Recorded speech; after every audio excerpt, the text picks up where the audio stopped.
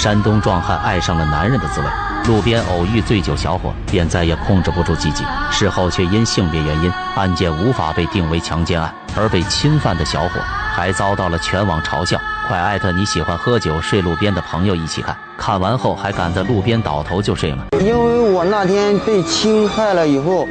那个也出血了之后，然后自己就非常害怕。时间2020年5月18日晚，地点江苏南京某饭店门口。这天小王与朋友前来聚餐，在晚宴上小王被灌了不少酒。等到聚餐结束之后，朋友丢下醉酒的小王扬长而去。此时醉醺醺的小王已经开始发晕了，他迷迷糊糊地走向电瓶车，刚骑了没多远，脑子就越发的难受。为了防止路上发生意外，小王把车停到路边，然后直接扯下车上的毯子，就地呼呼大睡。随后在凌晨2点左右，路边巡逻的民警碰巧发现了这个醉鬼。由于担心对方的安危，民警立刻叫醒了地上的小王，问他为什么要躺在路边睡大觉。此时小王还没有醒酒，他醉醺醺地告诉民警，自己只是因夜色而沉醉。看到这一幕，民警也想不出好办法，于是在叮嘱几句后，就放着小王继续躺在这里睡觉。等看着民警离开后，一旁的男子露出了诡异的笑容，他迈着轻快的步伐走向小王，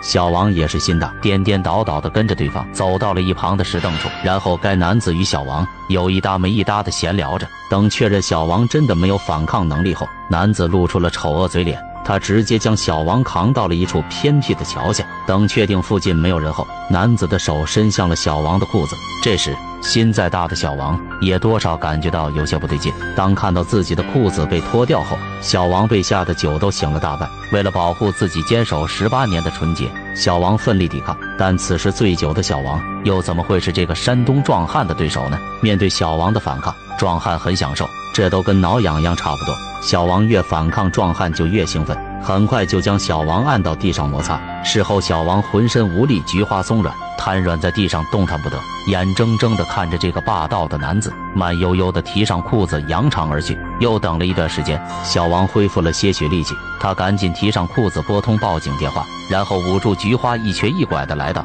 医院疾控中心做了 HIV 检测。由于当晚小王喝得醉醺醺的，他根本无法辨认出侵犯他的男子长什么样子，只知道对方的身材高大威猛，听口音应该是来自山东的平头壮汉。除此之外，小王就什么都不知道了。而犯罪分子十分狡猾，完美的避开了所有的监控探头，因此在短时间内，警方也无法找到犯罪嫌疑人，只能将小王的裤子带回警局检测。可惜犯罪分子似乎带了套，警方没有检测到任何信息。好在经过1个多月的摸排走访后，警方最终锁定了犯罪嫌疑人。他追，他逃，他插翅难飞。听到嫌疑人落网的消息，小王嘴都笑到了脑后跟。由于他被侵犯后菊花出了不少血，导致小王在这段时间里一直担惊受怕，生怕对方有梅毒或是艾滋。在鉴定完自己没病后，小王只剩下了一个想法，让这个壮汉付出应有的代价。但让小王绝望的是，我们国家的刑法上，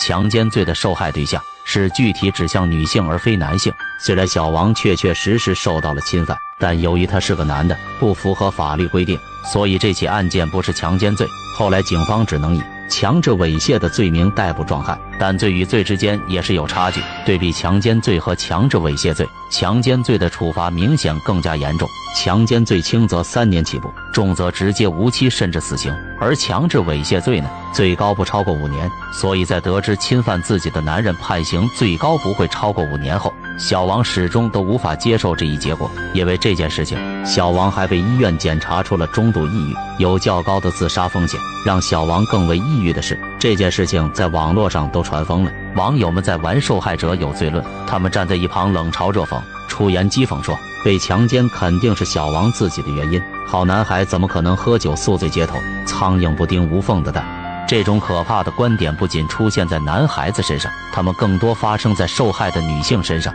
案件到这里就结束了，在此提醒广大男同胞们以及女同胞们，我们出门在外一定要注意人身安全。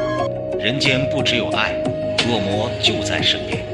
关注我，了解更多人间暗处的危险，看清黑暗，远离黑暗。